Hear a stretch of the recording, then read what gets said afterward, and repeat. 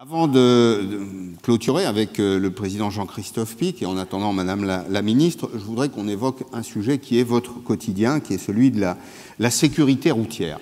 La sécurité routière, c'est l'affaire de vos collaborateurs, c'est la vôtre aussi. Les entreprises ont un rôle à y jouer, comme d'ailleurs tous ceux qui se partagent la route. Se partager la route, c'est d'ailleurs la baseline, comme on dit aujourd'hui, d'une campagne qui est conduite et à laquelle vous participez. Pour en parler, j'invite François Baudouin, Didier Dehabreux et Bernadette Moreau à me rejoindre. Alors, M. Dehabreux est venu avec un textile, comme on dit. On montrera ça tout à l'heure.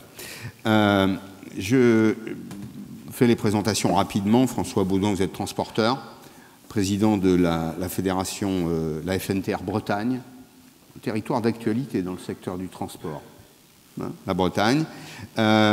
Didier Dehabreux, vous êtes chef du pôle coordination interministérielle de la sécurité routière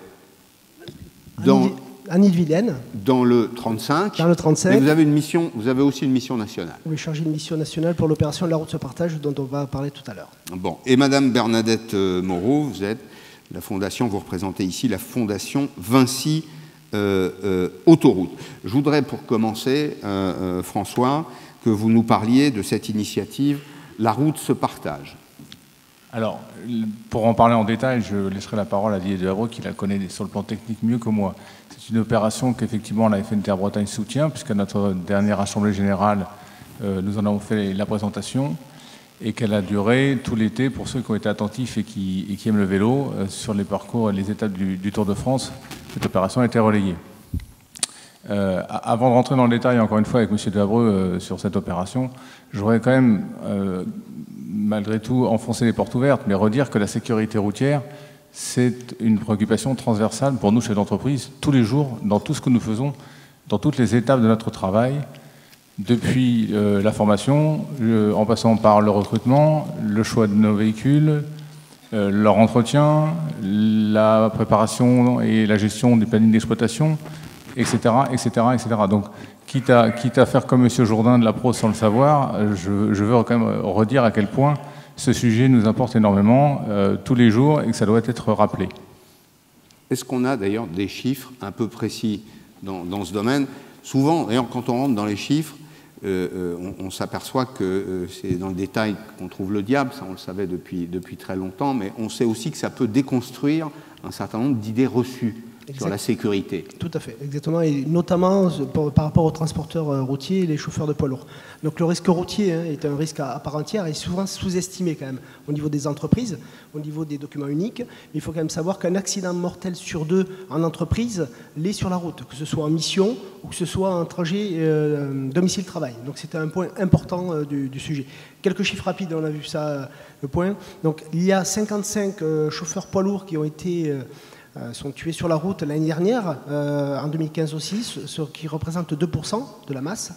Des personnes qui sont tuées sur la route. Qui sont tuées sur la route, 3477, qui est le chiffre. Par contre, ce sont 493 personnes tuées en présence d'un poids lourd. Donc là, on monte à 14%. Après, je vais aller plus loin sur les présumés responsables. Un tiers des usagers étaient des usagers vulnérables. C'est pour ça cette action aussi, la route se partage, est importante de travailler avec la FNTR. Des usagers, pardon, je n'ai pas compris. Des usagers vulnérables. Vulnérables. Alors je vais essayer de parler plus doucement, c'est vrai, je parle vite. Donc les usagers vulnérables pour la sécurité routière, ce sont donc les piétons, les cyclistes et les 2 roues motorisées. Donc c'était important de travailler là-dessus. L'accident avec un poids lourd est généralement bien sûr grave, hein, donc mortel dans 15% des cas, c'est mieux, contre 5% avec accident sans poids lourd. Quelques chiffres, et là on va sur l'aspect du diable, on va dire, où là on commence à baisser. Donc les PL représentent 3,1% des véhicules impliqués dans les accidents corporels. Les poids lourds, les PL. Les poids lourds, oui, les poids lourds. Et 4,6% des kilomètres parcourus. Voilà, on commence.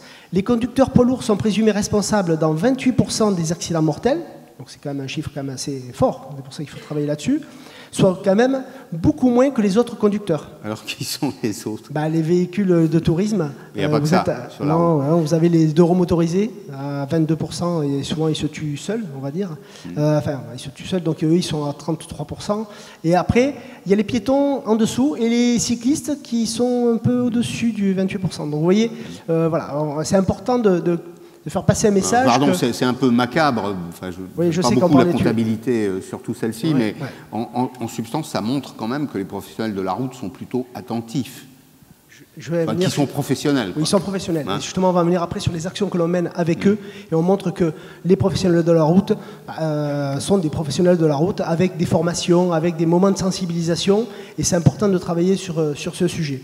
Et rapidement, quand même, il y a un point qui est un peu particulier, c'est que les victimes des usagers du poids lourd, donc je vous ai dit 55 tués, vous avez donc ces 25% des chauffeurs de poids lourd ne portaient pas la ceinture. Alors bon, voilà, donc ça c'est quand même un point, on aurait pu éviter. Peut-être qu'il y aurait eu l'accident mortel quand même, mais en tout cas 11 ou 13 personnes en moins. Et le scénario type, hors agglomération, un VL perd le contrôle et vient heurter de face le poids lourd. Donc je dis bien la phrase. Véhicule léger perd le contrôle, heurte un poids lourd. Voilà, donc il a changé, le véhicule léger a changé de direction pour une raison, que ce soit ça, par exemple, alcool, stupéfiant, téléphone, exactement. Voilà. C'est fait pour téléphoner, pas pour conduire. Exactement. Je le dis au passage. Voilà. Et en agglomération, un PL donc, heurte un usager vulnérable, donc là, l'impact est fort, mais c'est parce qu'il n'a pas perçu l'usager vulnérable. Pourquoi? Il y a 2 raisons, on va dire. C'est que l'angle mort, et ça, je vais vous parler après des actions qu'on mène aussi pour l'angle mort, parce que les autres usagers de la route ne comprennent pas qu'un poids lourd a un angle mort quand même assez important. Moi, j'ai appris ça aussi dans mon métier 7 ans de sécurité routière. Et la hauteur. C'est-à-dire que la hauteur, veut dire un piéton ne fait quelquefois pas attention à la masse, au véhicule, et pense que le chauffeur va le voir. Voilà. Donc, on voit quand même que, ce que vous disiez tout à l'heure, les transporteurs routiers ont des accidents. Par contre, c'est vrai que quand il y a un accident avec un camion, obligatoirement, comme il y a des véhicules, il y a beaucoup de véhicules impactés. Ça, c'est un constat je crois qu'il ne faut pas s'exonérer de regarder la réalité en face. Il ne faut pas faire l'économie de ce débat.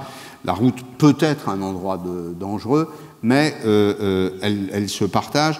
Cette initiative, comment vous l'avez prise, dans quelles circonstances, et qu'est-ce que vous en attendez exactement? Pour moi, franchement, je vous le dis très sincèrement, ça tombait sous le sens.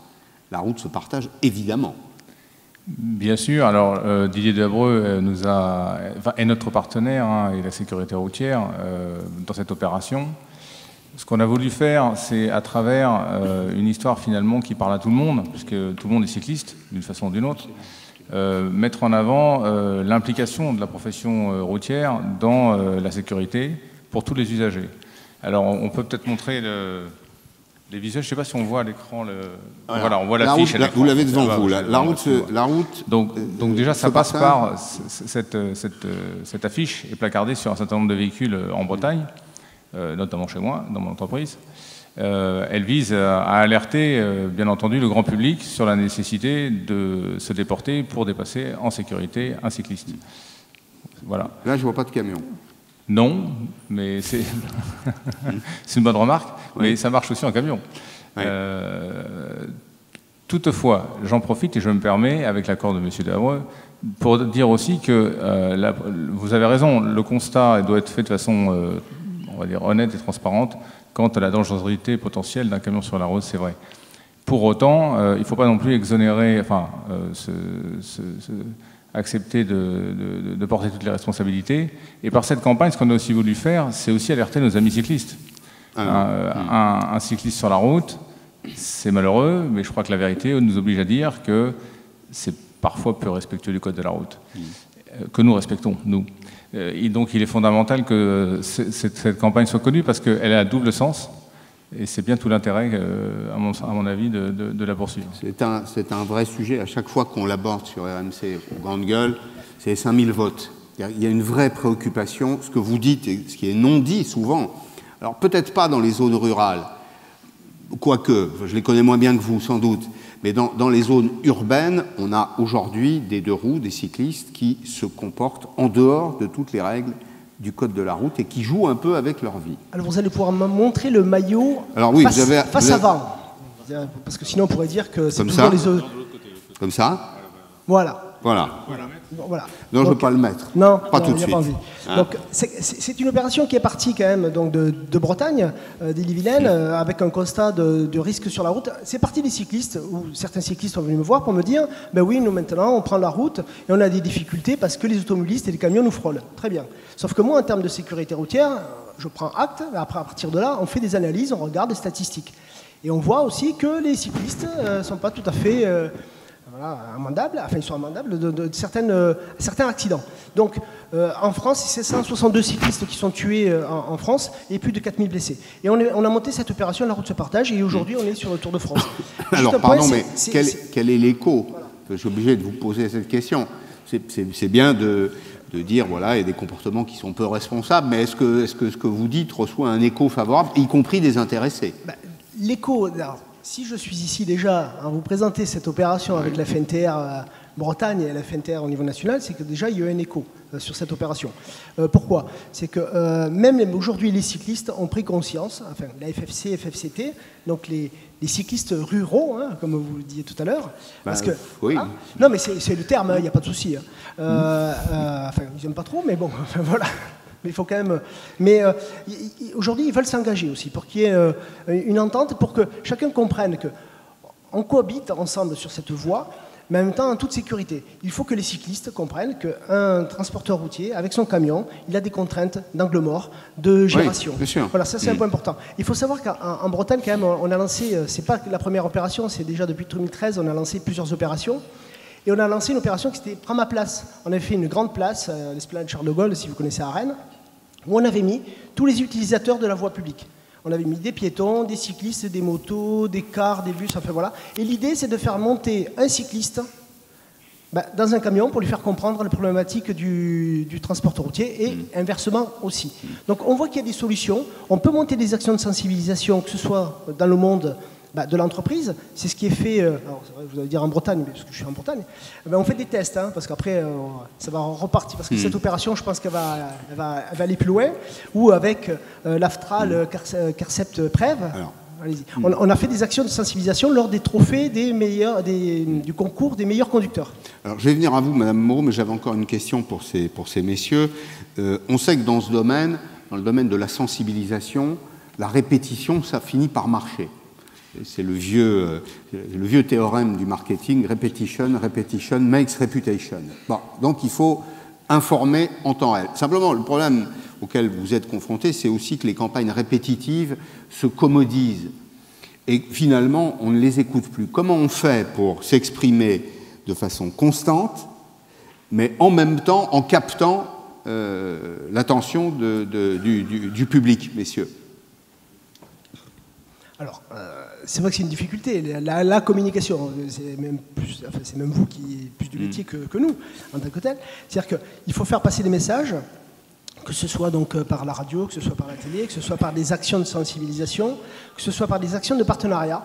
Mais il ne faut en lâcher aucune. C'est-à-dire que la particularité, elle est là. C'est-à-dire que nous, quand vous dites que l'opération aujourd'hui, la route se partage, commence à être connue, c'est parce qu'à un moment, il nous manquait le volet, je ne le cache pas. Jusqu'à cette année, on n'avait pas le volet communication nationale. Lors du Tour de France, on a eu une communication nationale. Il y a eu des films qui ont été réalisés. Et à partir de là, les gens ont pu aller voir sur le terrain où on avait des stands à chaque arrivée. À quelques départs du Tour de France, on a pu accueillir plus de 35 000 personnes. Et là, voilà, en accueillant 35 000 personnes de visu, on a pu faire passer un message. Le message de la route se partage envers les cyclistes, certes, mais les cyclistes aussi, faites attention aux autres usagers. Donc il faut faire une action nationale, et en même temps, mais une action de terrain. Madame Moreau, vous représentez la Fondation Vinci Autoroute. Je me rappelle au passage d'une campagne que j'avais trouvée un peu décalée, un peu drôle. Vous vous rappelez de Karl Lagerfeld, oui, tout à fait. avec un gilet jaune et la publicité disait en substance, c'est moche, ça ne coûte rien, mais ça peut sauver une vie. J'avais trouvé que c'était très vivant. Que faites-vous? D'abord, quelle est la vocation de la Fondation Vinci Autoroute? Alors, la Fondation Vinci Autoroute pour une conduite responsable, si je donne son oui, nom bien sûr. en entier, c'est une fondation d'entreprise qui a été créée en 2011 par les sociétés d'autoroutes de Vinci en France et qui a pour vocation d'accompagner les conducteurs, l'ensemble des conducteurs, à adopter une conduite plus sûre et plus responsable. Donc bien sûr, on vient en complément de tous les organismes et en premier lieu, bien sûr, les services de l'État qui œuvrent dans ce domaine-là. Et nous, on travaille particulièrement sur des sujets liés à la somnolence et à l'inattention au volant, puisque ce sont des risques qui étaient encore très sous-estimés et pour ce qui concerne l'attention, qui sont en très forte croissance et sur lesquels il faut vraiment mettre le poids du corps en termes de sensibilisation. C'est l'idée de protéger aussi ceux qui travaillent sur l'autoroute, ceux qui nous protègent, la formule que vous utilisez d'ailleurs. Alors, ça fait bien sûr partie de nos préoccupations.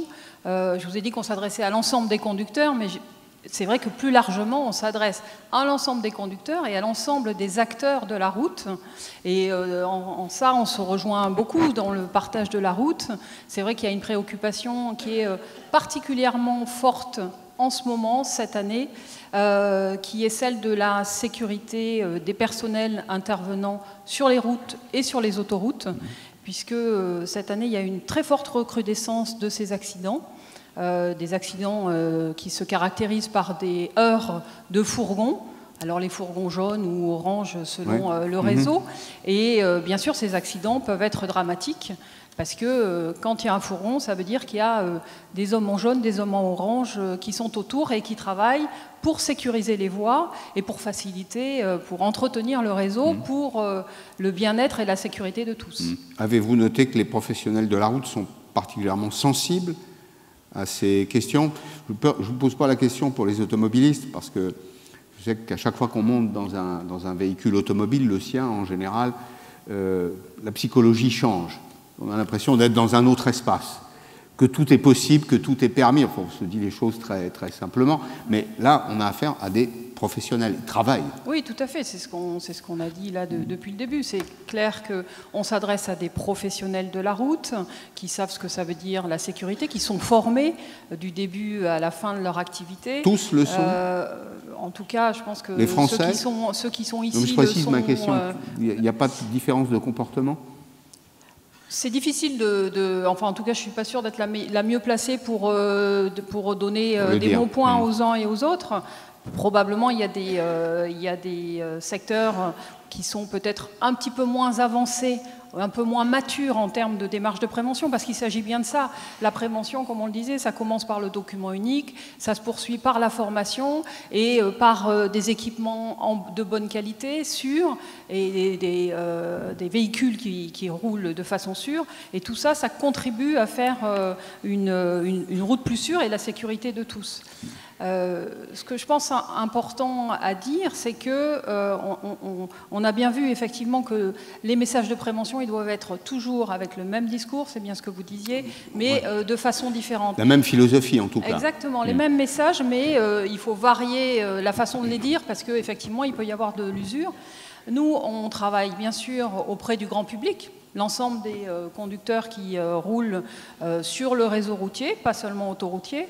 Vous avez probablement vu, notamment l'été, sur le réseau Vinci Autoroute, il y a énormément d'animations en faveur de la prévention de la somnolence, qui s'adresse aux conducteurs en général, mais avec les conducteurs routiers, et notamment avec la FNTR, on a déjà engagé un certain nombre d'actions communes, notamment en région. Par exemple, on fait beaucoup d'opérations qu'on appelle « Vie ma vie », ce qui veut bien dire ce que ça veut dire. C'est-à-dire qu'on fait rencontrer à la fois ceux qu'on appelle les hommes en jaune, les personnes qui interviennent sur l'autoroute, à des apprentis conducteurs ou à des conducteurs eux-mêmes. Et ce sont des rencontres qui durent une demi-journée, une journée, où chacun partage son travail, ses problématiques, ses contraintes, et découvre le travail de l'autre. Et ça, c'est vraiment très intéressant. Enfin, je pense que les transporteurs qui ont participé à ce genre d'opération le diraient mieux que moi. C'est vraiment, je sais que pour les ouvriers autoroutiers, c'est très enrichissant, et je pense que pour les conducteurs de poids lourds, ça l'est aussi. Et c'est une façon de partager la route, de se respecter et d'avoir de la bienveillance les uns pour les autres. Ben, j'allais vous poser la question à tous les deux. Je commence avec vous, Monsieur Dehabreux. Quel a été l'intérêt de collaborer avec la FNTR, avec mon voisin? l'intérêt est là, c'est-à-dire que déjà, il y avait une antériorité aussi. Faut il y avait une antériorité avec la FNTR Bretagne, puisque depuis 2013, on avait signé une charte de partenariat avec différentes fédérations. Il y avait aussi les travaux publics, le BPTP, la CAPEB, la FFB, donc, ce qui permettait de monter des actions de sécurité routière. Régulièrement dans les entreprises, on intervient régulièrement, nous on sensibilise dans notre département 30 000 personnes. Alors ça part de l'enfant jusqu'à l'entreprise. Et alors, juste un point, c'est que dans chaque département, vous avez un coordinateur sécurité routière, une coordinatrice sécurité routière qui peut être à votre écoute pour monter des opérations. Ensuite, avec Anthony Ruxel, donc je vais le citer, hein, qui est le secrétaire général de la FNTR Bretagne, on est toujours ensemble sur les opérations de sécurité. Vous êtes en contact. En contact c'est pas régulier. Simplement, c'était un peu ce qu'il y avait caché derrière cette question, c'est pas simplement une opération. Non. C'est constant. C'est constant. Allez, je raconte la petite anecdote rapide. Je l'ai dit tout à l'heure, prends ma place. C'était un jour un peu particulier puisque c'était au moment des grèves des bonnets rouges. Oui, donc c'est quand même assez particulier. Mais les discussions que nous avons eues étaient bien. Là, la sécurité routière, là, était un aspect transversal. Et comme c'était un aspect transversal, on allait continuer à faire cette action. Donc c'est vraiment un partenaire important. Ouais. On le voit bien aujourd'hui, parce que s'engager pour mettre 500 affiches, et même plus peut-être, il y avait même d'autres régions qui étaient présentes lors de l'AG, qui étaient aussi intéressées par cette opération. Nous, c'est important pour nous de faire passer ce message-là. Et je vous reprends tout à l'heure, bien, c'est-à-dire qu'il n'y a pas de camion sur cette affiche-là, mais je pense qu'il va falloir qu'on réfléchisse sur un message. Oui, c'est juste une remarque simple. Hein. Là, c'était le message le plus simple pour nous, et après, derrière, on va lancer d'autres opérations. Alors, vous pouvez poser vos questions, je crois que vous l'avez fait sans que je vous y invite d'ailleurs, par SMS au 06 44 63 11 14. J'en prends une ou deux pour terminer, mais j'ai cette question pour vous, François Baudouin. Je la pose sincèrement, elle peut paraître banale, mais elle ne l'est pas. Le matin, quand le conducteur monte dans sa cabine, est-ce qu'il a vraiment à l'esprit la dimension de la sécurité routière? Est-ce que tout le reste ne prend pas le pas? Il a vraiment à l'esprit, et en tout cas, on fait tout pour. Il faut quand même bien imaginer, et là aussi, ça va paraître une évidence pour mes collègues, mais pour ceux qui ont vécu dramatiquement dans leurs entreprises, et ça a pu arriver des drames de la route impliquant des salariés, vous savez, c'est vraiment très, très, très, très lourd à porter. Donc, il est clair que non, la sécurité n'est jamais, on va dire, mise à l'écart au bénéfice d'enjeux d'exploitation ou de livraison. On parlait des nouveaux outils technologiques dans ce petit livre rouge du transport routier édité par la FNTR. Je lis cette parole de Jean-Pierre Grangeon, transporteur à Sorbier, c'est dans la région Auvergne-Rhône-Alpes. Nous avons aujourd'hui des dispositifs anti-rapprochement et d'alerte de franchissement des lignes pour les véhicules neufs, notamment. Le digital sera également un allié, un outil essentiel dans la conquête de la sécurité au quotidien. C'est vrai, on n'en a pas beaucoup parlé, en effet, vous avez raison. Les dernières générations de véhicules poids lourds sont équipés de plus en plus de dispositifs de sécurité passive ou active, dont ceux que vous citez, hein, c'est-à-dire le freinage automatique, l'alerte anti-franchissement, quand même des éléments intéressants et importants qui équipent maintenant tous les véhicules, c'est obligatoire. Bon. Quelques questions SMS avant de refermer cette journée avec la parole du président Jean-Christophe Pic. Je vous donnerai la parole, madame. Et madame la ministre, au passage, je veux saluer monsieur Santini, qui est arrivé, qui nous accueille dans cette salle magnifique, dans cette très jolie ville d'ici les Moulineaux. Merci, monsieur le ministre. Merci, monsieur le maire. Dans certaines professions, les postes à fort composant de sécurité font l'objet de détection de consommation d'alcool et de drogue. La question est directe. Lors de visites médicales d'embauche et de suivi, est-ce que c'est le cas dans le transport routier de marchandises? Alors, c'est le cas dans certaines entreprises. Pour être très clair, il y a une différence nette là dans la législation entre le transport de voyageurs, puisque c'est à ça qu'il fait référence, et le transport de marchandises. Ça existe dans certaines entreprises qui ont pris l'initiative. J'en connais au moins une en Bretagne, dans le Finistère, me semble-t-il, dont le nom m'échappe, mais on me corrigera peut-être, qui font installer dans leur véhicule des antidémarrages éthylotest, hein, donc, qui permettent d'empêcher le démarrage du véhicule en cas de contrôle positif. Après, il y a aussi bien sûr le suivi médical dont tous nos chauffeurs font l'objet, qui doit évidemment permettre également de nous alerter en cas de difficulté. Et puis, il faut être très, très clair aussi, nous ne sommes pas médecins, mais nous, dirigeants d'entreprise, on fait beaucoup de choses. Il y a aussi une chose qu'on doit faire, c'est être très attentif au comportement de nos conducteurs et savoir détecter les signaux que je qualifierais de faibles. Lesquels, par exemple? Un conducteur qui manifestement a l'air très fatigué, à un moment donné, il faut se poser des questions. Il est fatigué pourquoi? Parce que, voilà, qu'est-ce qu'il y a derrière ça? Parfois c'est très délicat, parfois on arrive à détecter à temps des problématiques qu'on peut après aider la personne à gérer pour éviter justement d'avoir des accidents. Parce qu'il y a évidemment en France, et c'est normal, une protection de la vie privée, y compris de la vie privée des salariés. C'est-à-dire qu'on peut imaginer des difficultés familiales, peut-être que vous y faisiez allusion, quand on arrive préoccupé au travail. Alors quand on arrive préoccupé au travail dans certains métiers face à un ordinateur, ça peut avoir des conséquences, mais pas tragiques. Dans votre métier, les conséquences peuvent l'être. Vous avez parfaitement raison. C'est un métier d'homme et de femme, très clairement. Vous vouliez dire un petit mot, madame? Je vous ai pas donné la parole, je m'en excuse. Non, mais je voulais juste, mais peut-être que vous souhaitiez le faire après, parler du partenariat que nous allions lancer, partenariat national que nous allions lancer à la FNTR, mais c'est peut-être l'objet de la conclusion. On va conclure avec ça, mais on va prendre une autre question SMS. Quel sera l'apport des technologies pour améliorer la sécurité des conducteurs? Vous y avez en partie répondu, mais on peut peut-être approfondir. Il y a tous les dispositifs que j'évoquais, dispositifs anti-rapprochement, alerte franchissement de ligne.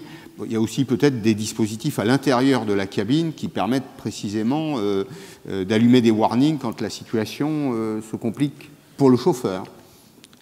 Oui, tout à fait. Alors, je ne suis pas la meilleure personne pour en parler. Il a peut-être fallu interroger les constructeurs de poids lourds parce qu'ils sont à la pointe des innovations qu'ils nous proposent. Mais effectivement, toutes les recherches actuelles vont dans ce sens-là. De plus en plus d'équipements vont apparaître dans les véhicules, vont être obligatoires de toutes les manières et permettront au conducteur d'être alerté quand lui-même, justement, éventuellement perd la vigilance. Voilà, c'est, je crois, le sens de l'histoire et de tout ce qu'on a pu entendre cet après-midi. Les technologies du transport aérien arrivent parfois dans l'automobile. Pas le camion, mais parfois dans l'automobile. On peut imaginer que ces dispositifs soient duplicables, alors évidemment pas dans leur complexité, puisqu'on est en contact avec le sol, mais au moins pour observer la situation à l'intérieur de la cabine et peut-être prendre des mesures de caractère préventif. Sans doute, mais alors là vous m'engagez. C'est pas de la science-fiction, croyez-moi, ça viendra. Je connais mal les avions, pour être honnête. Oui. Il y a peut-être une chose qu'il faut souligner, c'est qu'effectivement tous ces outils d'aide à la conduite qui vont devenir de plus en plus présents, de plus en plus efficaces aussi, vont quand même, avant d'arriver au véhicule autonome et totalement autonome, il va y avoir une phase de transition où il faudra cependant que les conducteurs conservent la maîtrise de leur véhicule. Et c'est d'ailleurs la difficulté auquel ils vont être exposés pendant cette phase de transition, c'est qu'ils auront des outils qui leur permettront de perdre un petit peu de vigilance, ou en tout cas d'être confiants dans la technique. Pour autant, il y aura un certain nombre de cas dans lesquels il faudra qu'ils reprennent très vite face à un événement, par exemple un fourgon présent, mais d'autres événements aussi. Il faudra qu'ils reprennent très vite le contrôle du véhicule. Et ça, c'est une vraie difficulté et un vrai point d'attention. Dans la phase de transition qu'on a décrite tout à l'heure, les stades divers de l'autonomie. Les stades différents de l'autonomie. Monsieur Abreu, je vous ai vu lever la main. C'était pour la question de tout à l'heure. Mais vous pouvez y revenir. Pour un complément, c'est-à-dire que quand on parlait au niveau de l'alcool et des stupéfiants, sur les victimes d'usagers de poids lourds, 493, ce que je vous ai dit tout à l'heure, 1%, la cause, 1% sont dus à l'alcool, c'est-à-dire au-dessus du 0,5 grammes par litre, et 4% pour les stupéfiants. Il faut savoir que pour les véhicules de tourisme, on est à 20% au niveau de l'alcool et 13% au niveau des stupéfiants. Donc on voit bien quand même que dans le monde du travail et du transport routier, il y a quand même je dirais qu'il y a moins quand même de problématiques, sauf que la problématique est quand même là. Il va falloir travailler quand même là-dessus. Mais il y a quand même moins de problématiques que d'autres usagers de la route. Bien. Alors, madame, je ne veux pas vous laisser partir sans que vous disiez un petit mot, puisque nous sommes au 72e congrès de la FNTR, sans que vous disiez un petit mot de l'accord que vous avez passé des opérations que vous menez avec la Fédération nationale des transports routiers. Tout à fait. Suite aux différentes actions qu'on a pu mener en région, on a ensuite eu l'occasion d'échanger avec Madame Florence Berthelot, qui a fait adopter un projet que nous lui avions proposé à ses instances dirigeantes, qui consiste à mener une grande campagne de communication et de sensibilisation de l'ensemble des conducteurs à la sécurité des intervenants sur route et autoroute.